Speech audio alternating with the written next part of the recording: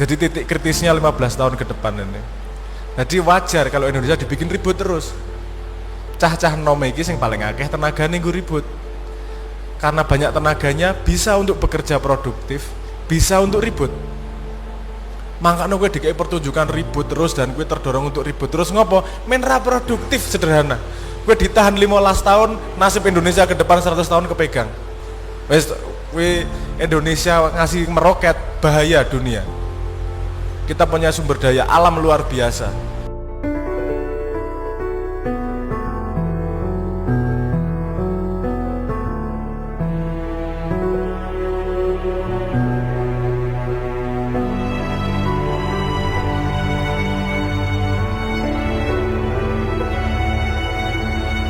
Saya tak langsung rasa basa-basi, waktu sudah malam langsung nyemplung ke tema aja ya. Apa kimu tadi pertamanya bahwa keadaan silang sengkarut dan seterusnya. Oke. Ojo gumun. Keadaan seperti ini biasa.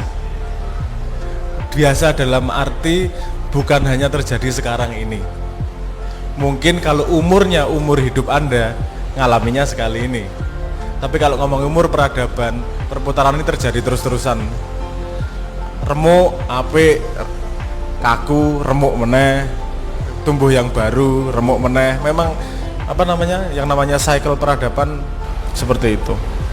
Salah satu mau ngomong ciri-ciri perubahan adalah terjadi. Ini juga mungkin Simbah udah keluar apa belum ya videonya? Oh udah lama kayaknya. Yang ngomong tentang bahwa awal-awal akan terjadinya perubahan itu pasti yang terjadi namanya emergence. Emergence itu sambat bareng-bareng. Wes ngerasake bahwa iki ra beres.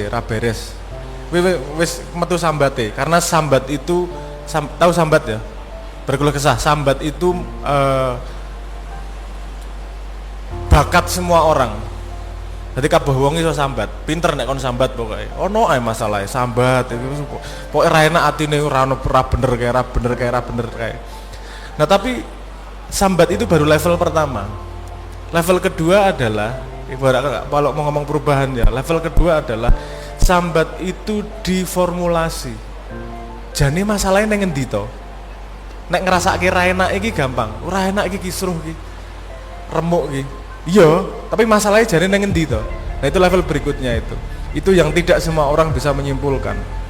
Karena butuh ilmu yang lebar, butuh objektivitas, butuh kemauan untuk mencari dan seterusnya. Ini hal yang tidak sederhana.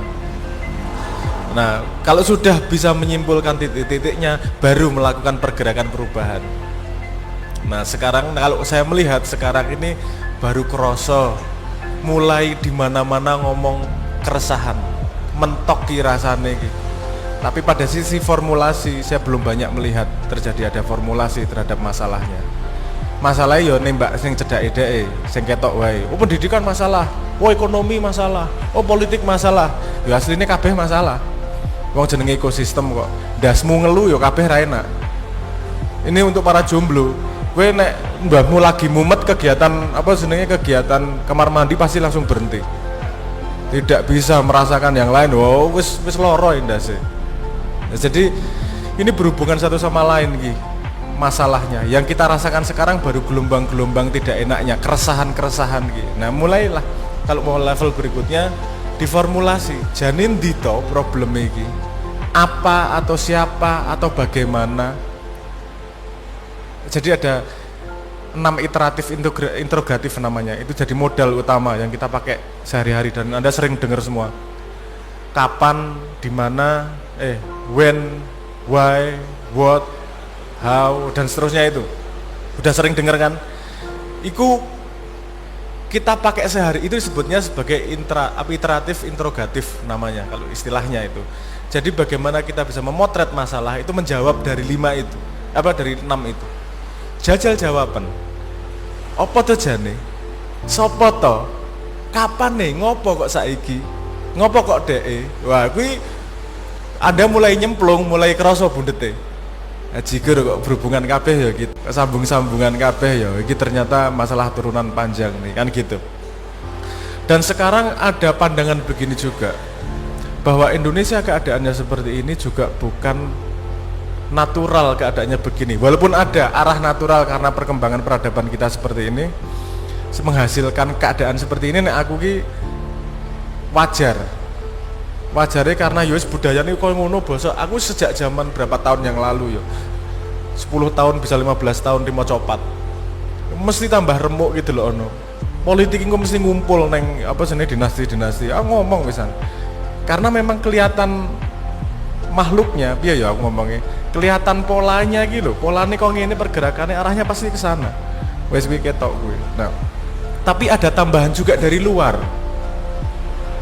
Kalau saya melihatnya, ada tambahan dari luar. Kenapa? Karena Indonesia sekarang adalah masa paling genting dalam peradaban Indonesia. Anda pasti pernah dengar yang namanya bonus demografi. Bonus demografi adalah penduduk di mana umur 15 sampai 65 itu jumlahnya lebih banyak daripada yang di luar itu. Dalam sejarah negara, bonus demografi biasanya terjadi sekali. Hanya sekali. Nah, itu yang menentukan masa depan bangsanya. Siapa yang bisa bangkit pada zaman bonus demografi, dia akan meroket. Jepang, Korea, Cina, mereka jebluke pas bonus demografi semua. Karena dia bisa memanfaatkan workforce-nya, tenaga kerjanya secara efektif. Ada yang gagal memanfaatkan, kemudian GDP ini roto, mau naik susah banget, mau ngangkat kok meroket, mau ngangkat ini setengah mati, ngongkek ini setengah mati, karena bonusnya ini tidak dipakai dengan efektif. Indonesia pada keadaan kritis itu sekarang. Kita punya waktu sekitar 10-15 tahunan lah, katakanlah gitu 15 tahun. Nek dewe pemuda nih umur 15 sampai 65 tidak produktif, bisa dijamin berdasarkan pengalaman sejarah bahwa masa depan Indonesia akan mudah dikontrol, akan kiri terus, serah bakal meroket ragu. Jadi titik kritisnya 15 tahun ke depan ini. Jadi wajar kalau Indonesia dibikin ribut terus. Cah-cah nom iki sing paling akeh tenagane nggo ribut. Karena banyak tenaganya bisa untuk bekerja produktif, bisa untuk ribut. Makanya gue dikai pertunjukan ribut terus dan gue terdorong untuk ribut terus. Ngopo? Menra produktif sederhana. Gue ditahan 15 tahun, nasib Indonesia ke depan 100 tahun kepegang. Wes, gue Indonesia ngasih meroket, bahaya dunia. Kita punya sumber daya alam luar biasa. Masalahnya sumber daya manusianya kok taek.